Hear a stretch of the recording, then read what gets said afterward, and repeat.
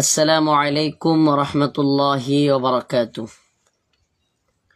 প্রিয় দেশবাসী, যে যেখান থেকে শুনছেন এবং দেখছেন, আপনাদের উদ্দেশ্যে কয়েকটা কথা। দীর্ঘদিন যাবৎ আমার নাম করে আমার মাহফিল দিবে বলে ফেসবুকে, হোয়াটসঅ্যাপে আমার নামে আইডি খুলে বিকাশ নাম্বার দিয়ে অ্যাডভান্স টাকা নেওয়া এবং টাকা চাওয়া এবং মাহফিলের ডেট নিয়ে প্রতারণা করা, এই কাজগুলো দীর্ঘদিন যাবৎ আমি বিভিন্ন মাধ্যমে বিভিন্ন মানুষের কাছ থেকে শুনতেছিলাম। সর্বশেষ ফরিদপুরের একটা প্রোগ্রামে এই ধরনের প্রতারণা হয়েছে। তো ফরিদপুরের কমিটি আজকে আসছিল আমার কাছে।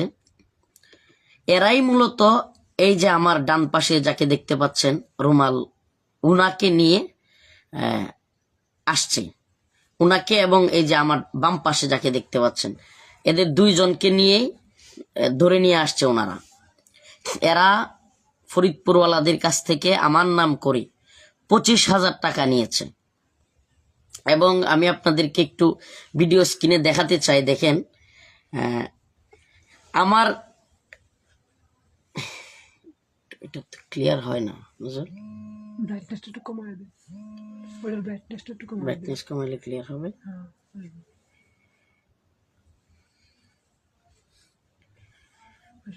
এই যে স্ক্রিনে আপনারা দেখতে পাচ্ছেন মাদানী সাহেব, আমার নাম দিয়ে মাদানী সাহেব লিখে, তারপর এখান থেকে বিকাশ নাম্বার দিয়ে, এটা তো উল্টা দেখাচ্ছে, মানে সামনের ক্যামেরা উল্টা দেখ, সামনের ক্যামেরা উল্টা দেখাবে, তাতে নাম্বারটা এবং নামটা এইভাবে ধরবো নাকি?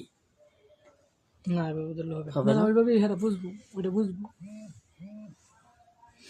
এই যে মাদানী সাহেব লেখা এবং শেষে 360191 এরকম একটা নাম্বার দিয়ে, এবং আমার নাম দেখেন, আমার ছবি পর্যন্ত লাগিয়েছে। এই যে এই যে এই লোকটা আমার ছবিটা পর্যন্ত লাগিয়েছে এবং লিখেছে নিচে মাদানী সাহেব, এবং তার নাম্বার দিয়ে মানুষের সাথে সে কথা বলে। এটা তো ভালো করে দেখানো যায় না, পর ছবি তুলে স্ক্রিনশট কমেন্টগুলো দিয়ে দিন, কমেন্টে দিয়ে দিও। আমার নাম, আমার নাম্বার, মানে এটা আমার নাম্বার না, মানে তাদেরই একটা নাম্বারকে আমার নাম্বার বলে এবং আমার ছবিটা দিয়ে মাদানী সাহেব লিখে মানুষের সাথে এভাবে দীর্ঘদিন যাবত আমরা শুনতেছিলাম প্রতারণা করতেছে। এখন উনি আজকে যখন ওই কমিটি ফরিদপুর থেকে ওনাকে নিয়ে আসছে, উনি স্বীকার করছে যে একটা প্রতারণাই উনি করেছে, আর প্রতারণা করে নাই। আমি আপনাদেরকে আরো কিছু রেকর্ড আছে যেগুলো শোনাবো, যেগুলোতে সে আমার নামে, আমার হঠাৎ করে যখন মানুষ ফোন দেয় যে হুজুর মাহফিলে কেন আসে নাই বা এরকম জিজ্ঞেস করে, তখন বলে যে হুজুরের চাচা মারা গেছে হার্ট অ্যাটাক করে, মানে বিভিন্ন ধরনের কথা বলে এই ধরনের কাজগুলো করতেছে। আমি একটু আপনাদের কাছে আসবো, তার আগেই ওদের কাছ থেকে একটু শুনে আসি। আচ্ছা, আপনার সাথে ঠিক কি হয়েছিল আপনি বলেন। আসসালামু আলাইকুম রহমতুল্লাহ। আমি ফরিদপুর মধুখালী থানা থেকে বলছি। আমার একটা সংগঠন আছে হেল্পফুল ফজল, সংগঠনের সাধারণ সম্পাদক। আমি হুজুরকে দাওয়াত দেওয়ার জন্য এই ভাইয়ের সাথে এই কন্ট্যাক্ট করি এবং ভাই পরিচয় দেয় হুজুরের খাদেমের। এই পরিচয়ে আমার থেকে অ্যাডভান্স নেয় এবং ফরিদপুরের দ্বিতীয় যে মাহফিলটা সদরে ছিল মমিন খারহাট সম্ভবত, সেইখান থেকেও কিছু 15,000 টাকা, মোট 25,000 টাকা ভাই অ্যাডভান্স নেয়। কোন ভাই কি বলছেন? এই ভাই দেখান এই ভাই অ্যাডভান্স নেয়।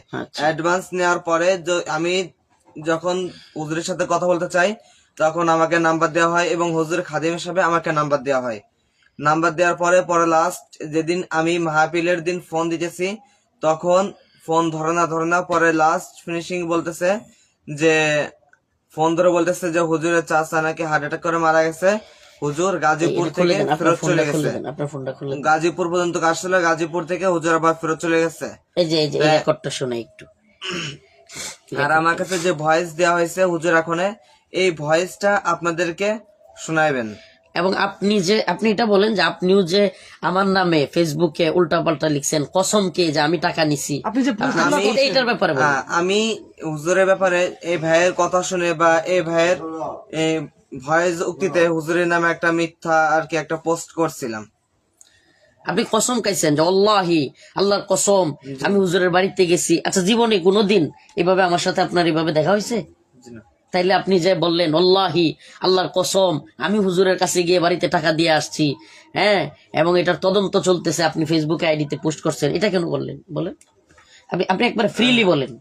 আমি এই কথা এই জন্য বলছিলাম যে আমি যখন টাকাটা অ্যাডভান্স করি তখন এই যে ভাইয়ের এমন ভাবে আমাকে কণ্ঠ করা হয়েছে যে আমি মনে করতেছিলাম যে পুরো রফিকুল ইসলাম মাদানী সাহেব হুজুরের সাথে আমি কথা বলতেছি, যার কারণে আমি হুজুরের নামে একটা মিথ্যা পোস্ট করেছিলাম। এই বয়সটা কে দিছিল? এই ভয়েসটা দিয়েছিল এই যে এই ভাই একটা নাম্বার, এই নাম্বার থেকে হোয়াটসঅ্যাপের মাধ্যমে আমাকে ভয়েসটা পাঠানো হয়েছিল।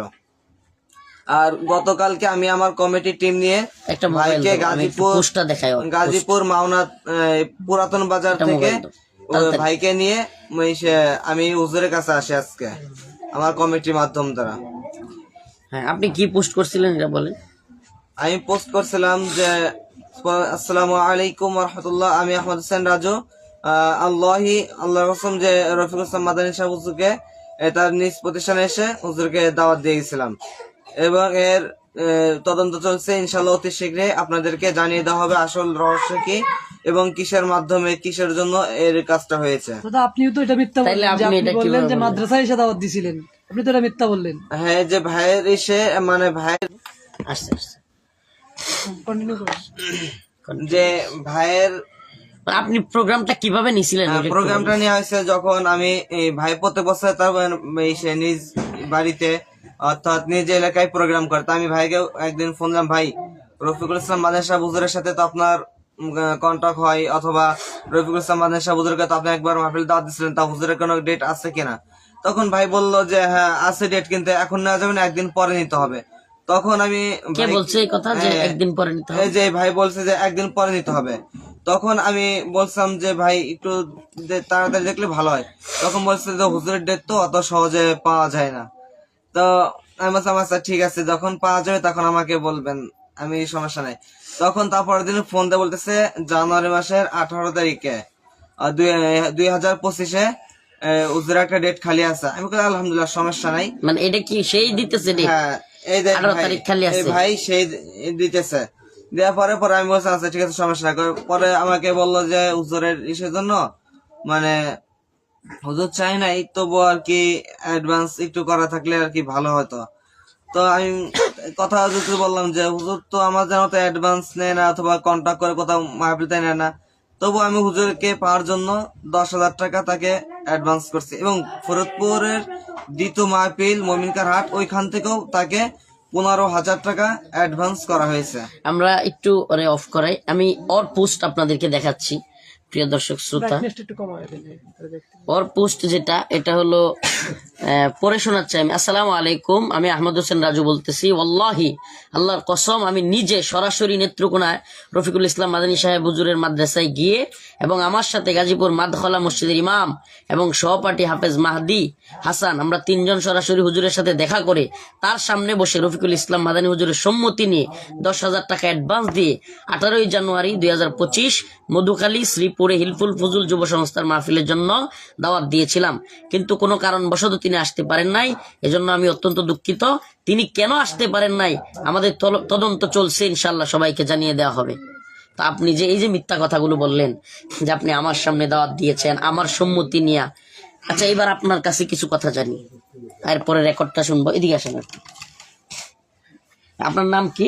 আহমদ হোসেন রাজু। আপনার নামটা বলেন। মোহাম্মদ আমিরুল ইসলাম। আমিরুল ইসলাম, শেষে যেটা লাগান লকব ওইটাও বলেন। মোহাম্মদ আমিনুল ইসলাম জিহাদি। জিহাদি। ও যে বলছে কথাগুলো, হ্যাঁ, যে আপনি এইভাবে ডেট গুলো দিচ্ছেন, এটা সত্য কি মিথ্যা? শুধু এটা আমি ওনার কাছ থেকে হ্যাঁ যে উনি ডেট চাইছে, আমি ওনাকে হ্যাঁ বলছে যে তুমি যেহেতু প্রতি বছর মাহফিল করো, তোমার এখানে মাদানী সাহেব হুজুর একবার দাওয়াত দিচ্ছে লাগে যাইতে পারে নাই, যেহেতু ওর একটা যেহেতু উড়া বসা হয়েছে গেছো বাসায়, তাহলে ওই হিসাবে তুমি আমাকে একটা ডেট দাও। পরে আমি বলছি আচ্ছা ঠিক আছে আমি দেখবো নি, যদি ডেট পাওয়া যায় তাহলে আমি তোমার জানাবো নি। পরে আরেকদিন ফোন দিছে, পরে আমি হ্যাঁ বলছি এটা আমার নিজের গাফিলতির কারণে আমি তার থেকে ডেটটা দিয়ে দিছে তারে। আমার সাথে যোগাযোগ করেন না? না আমি আপনার সাথে যোগাযোগ করিনি, আমি এমনি দিছি ওর কাছ থেকে টাকাটা নেওয়ার জন্য। আপনার নাম কি? আমিনুল ইসলাম। আমিনুল ইসলাম জিহাদি, বাড়ি কোথায়? ময়মনসিংহ সদরে। তা আপনি আমার সাথে যোগাযোগ না করে ডেট দিয়ে দিচ্ছেন? আমি এমনি দিয়ে দিছিলাম। টাকা কত নিছেন? টাকা এই 25,000 টাকা আছে। এখন আমি যদি এখনো ও যে বললো যে আগের দিন বলছেন হুজুরের ডেট কি এত সহজে পাওয়া যায়, হ্যাঁ এবং পরের দিন বলছেন যে হ্যাঁ এটা 18ই জানুয়ারি খালি আছে, এটা আমি এমনিই বলছি, এমনিই বলছি এটা। আচ্ছা, হ্যাঁ। আরেকটা ছেলেকে দিয়ে আপনি আপনার ফোন নাম্বার, আমার ফেসবুক আইডি এবং আমার ছবি, আমার মানে সবকিছু মাদানী সাহেব লেখা, হোয়াটসঅ্যাপ নাম্বার, বিকাশ নাম্বার, এগুলো দিচ্ছেন আপনি? আমি ওই আরেক যেদিন মাহফিল ওদিনকে যেহেতু আমার ফোন দিতেছে, আমি কি বলবো এই মুহূর্তে আরেকজন দিয়ে আমি না করাবার চাইতেছি।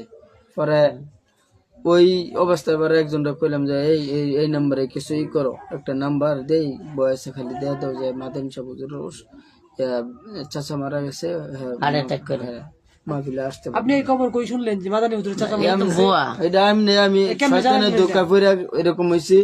আপনার যারা 25,000 টাকাও নিছেন? 25,000 টাকা আমার কাছে আছে। এখন এর আগে আরো কত নিছেন? এর আগে 1 টাকাও নেই নাই। আপনি কিভাবে বিশ্বাস করবে? আপনি ওই আপনি যেভাবে বললেন যে এইভাবেই প্রতারকরা বিভিন্ন সময় থেকে আমরা শুনতেছি যে এইভাবে আগের দিন শুনেন, আগের দিন বলে হুজুরের ডেট নাই, পরের দিন টাকার কত বইলাই বলে যে আচ্ছা ঠিক আছে আমি দেখতেছি বইলাই ডেটটা দিয়ে দে।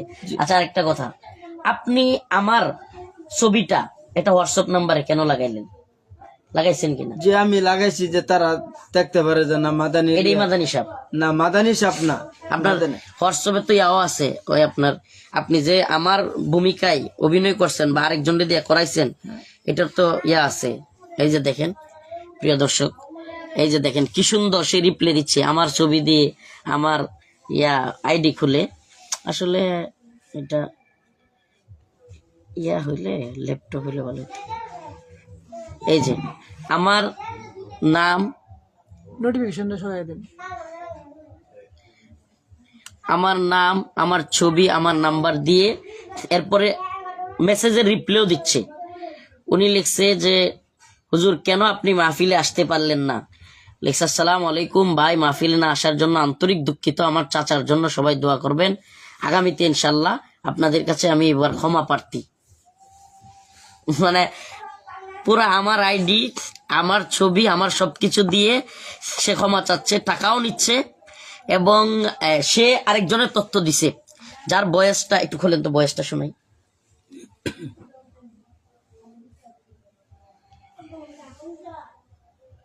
একটু সে যে আমার বয়স ইয়া কইরা অন্যদেরকে দেয় যে আমার চাচা মারা গেছে এই ধরনের, এই বয়সটা শুনে। হ্যালো, আপনি কি বুঝেন না কথা? আচ্ছা ভাইজান, আবার একটু বললে ভালো হতো, সমস্যা কোনো? হ্যাঁ, সবার সামনে একটু বলেন। আচ্ছা বলেন। হ্যাঁ বলেন বলেন, কি বলবো? যে হুজুরের সমস্যাটা একটু বললে সবাই বললেই হুজুরের চাচা হার্ট অ্যাটাক করে মারা গেছে, ঠিক আছে? আমার চাচার হার্ট অ্যাটাক করে মারা যাচ্ছে। আমার একটাই চাচা, বলে একটাই বাচ্চা আছে আমার চাচা।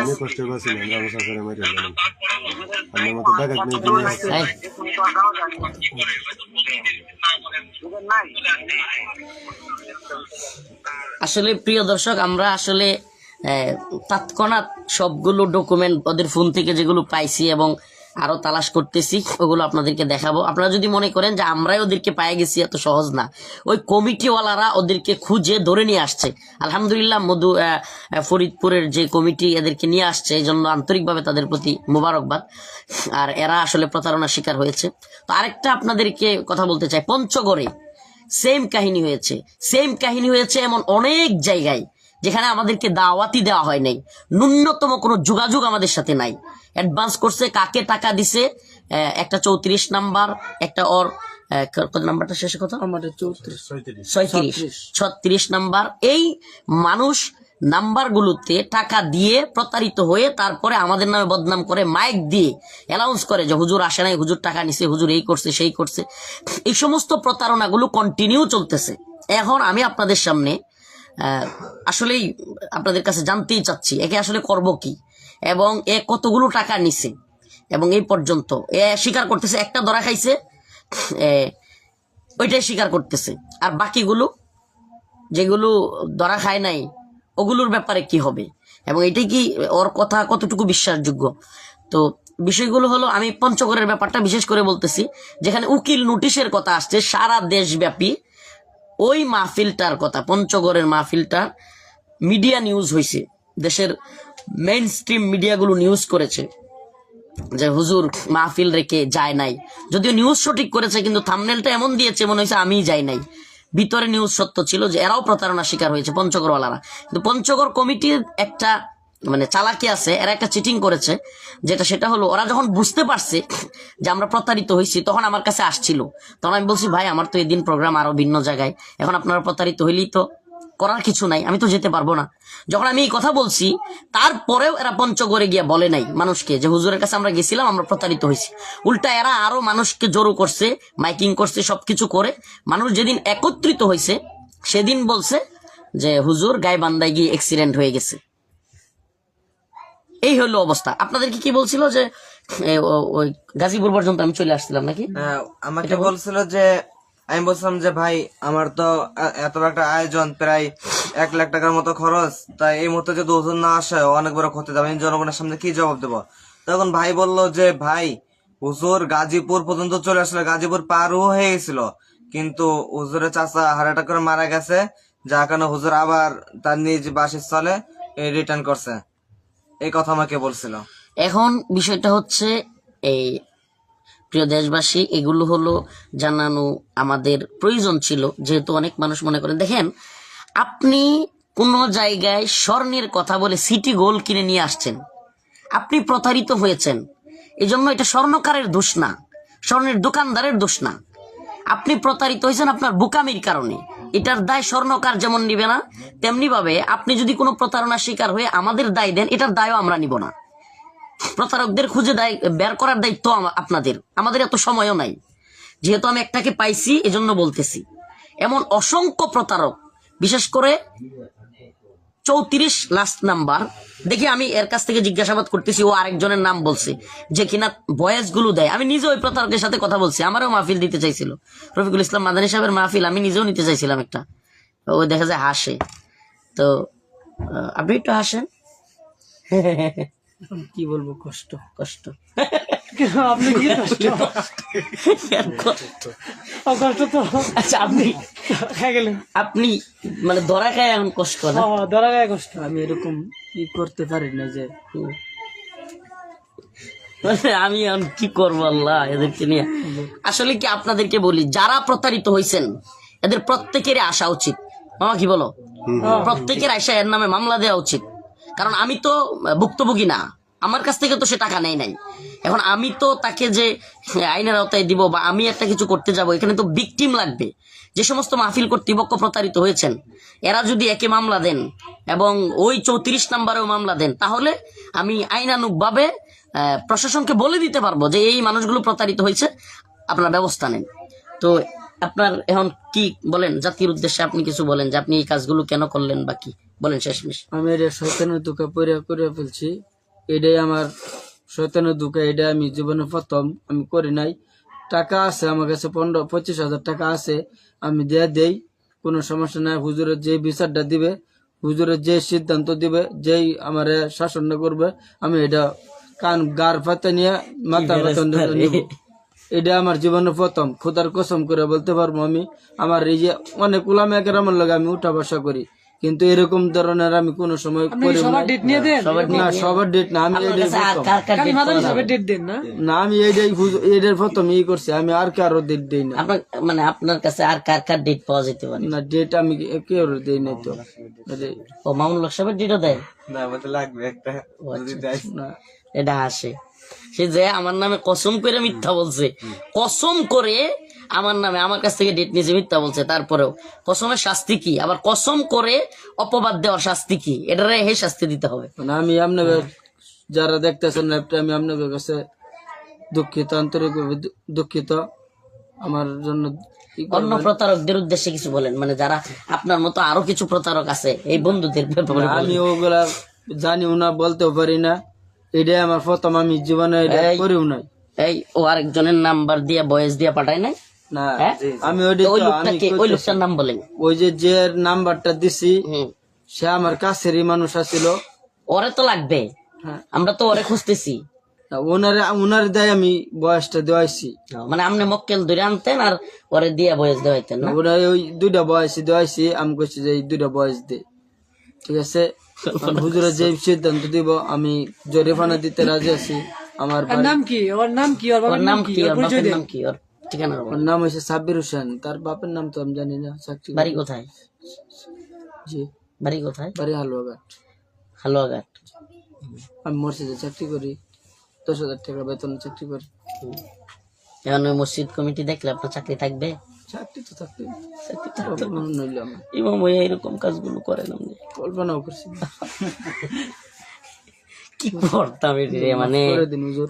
এই মিয়া আমাদের কারণে ও আরেকটা এই যে- বিষয় আপনাদের এই যে সামনে শুনেন আমি বলি, live কিছু লোক আপনি প্রতারণা করছেন, ও প্রতারিত হইয়া কসম কায়া পোস্ট করছে ফেসবুকে আমাদের নামে। আর কিছু লোক সুযোগ সন্ধানী যারা আমাদেরকে দেখতে পারে না, এদের নামগুলো বলতে চাচ্ছি না, এরা সুযোগটা পাইলেই, আল্লাহ মাফ করুক, আসলে ইসলামপন্থী দলগুলো ঐক্যবদ্ধ হোক এবং একসাথে কাজ করুক, বা এদেশে ইসলামপন্থীরা ভালো একটা অবস্থান তৈরি হোক, এটা আমাদের অন্তর থেকে সবসময় চাওয়া। এই জন্য বলতে চাই না, কিন্তু কিছু লোক মানে ইচ্ছা করে আমার কিছু হইলে টার্গেট করে, এরা আবার চায় যে আমি ওই অবস্থায় চলে যাই। আমার খুঁচায়েন না ভাই, আমি চুপচাপ থাকতে চাই। হ্যাঁ, ওলা খাফুন লাউমাত লাইম, আমি নিন্দুকের নিন্দার পরোয়া করি না। অযথা আমারে খুঁচাইয়া এই আর ঝামেলা বাড়ায়েন না। একবার তো আপনাদের মুরব্বী ক্ষমা চাইতে হয়েছে, আর এত খুঁচায়েন না। একটা কিছু হইলেই এত, আপনাদের মুরব্বী অফ করে দিছে, বিষয়টা অফ। আমি আর নামও বলতে চাচ্ছি না, উনি আমাদের সকলেরই মুরব্বী। হ্যাঁ, উনি বিষয়গুলো অফ করে দিছে, এটা অফ। কিন্তু আপনারা নতুন করে এটা কিছু হইলেই মানে খুচাখুচি করা এবং আমাদেরকে প্রতারক মনে করে মানে মানুষের কাছে প্রচার করতে চাওয়া, এটা করবেন না দয়া করে। আর এই লোকটা ফেসবুকে পোস্ট করছে আমার নামে, কসমকে মিথ্যা অপবাদ দিছে। তো এদের শাস্তি এক তো আল্লাহর কাছে আছেই বড় ধরনের, বাকি আমরাও ব্যবস্থা নিব ইনশাআল্লাহ। লাইভ যারা দেখতেছেন, আমি আপনাদের কাছে হুজুরের সামনে রেখে একটা কথা বলতেছি। আরে আপনার কারণে আমারে অনেক মানুষ আমাদেরকে গালিগালাজ করে, প্রতারক মনে করে। হুজুরের সামনে রেখে আপনাদের সামনে বলতেছি, যারা লাইভটা দেখতেছেন, আমার খাতা কলমে লিখিত একটা দিয়া দিব। যদি ওই যে 36 নম্বরে, এই নাম্বারে যদি আরো কোনো দিন একটাকে এদিক সেদিক আসে, আমার আইনের আওতায় আইন না বিচার করবেন। আমি এটা আপনাদের কাছে ব্যর্থ করলাম, উপস্থাপন করলাম। আর দুঃখিত, আমার কিছুই নাই। আপনি এই একটা অপবাদ শয়তান আশা করে আলছি, আমার ক্ষমার দৃষ্টিতে দেখবেন। আর সম্পূর্ণ জরিমানা আমি দিয়ে দিব। আর আমি যেটা বললাম, আপনারা একটা করবেন, দরখাস্ত হিসাবে রাখবেন। আমার নাম্বার আছে, আমি যেখানে হুজুরের কাছে আসছিলাম। তাহলে বাকি যারা আছে, এর যে 36 নাম্বারটা, এটা কমেন্টে দিয়ে দিও। যে আরো যারা আছে এরকম প্রতারিত হয়েছে, তারা তো এসে এখন আপনাকে ধরবে, ঠিক আছে? তাদের টাকা তো দিতে হবে। আমি তো ওগুলো দেই না। 36 34 নাম্বার তো মিলাই আরেকটা আছে 34টা এখনো পাচ্ছি না, কিন্তু ওর আরেকটা লুক আছে। বড় না, আমার কিন্তু আর কোনো 34 নাম্বারটা ওর সাথে লিংক আছে, আমার যে আইডিয়া। বাকি ওইটাও আমরা খুঁজতেছি, তার আমরা এত সহজে ছেড়ে দিব না। সে ক্ষমা চাকার যাই করুক, এটা এত সহজে ছাড়া যাবে না। তার সাথে লিংক আছে কিনা। আসসালামু আলাইকুম ওয়া রাহমাতুল্লাহি ওয়া বারাকাতুহু।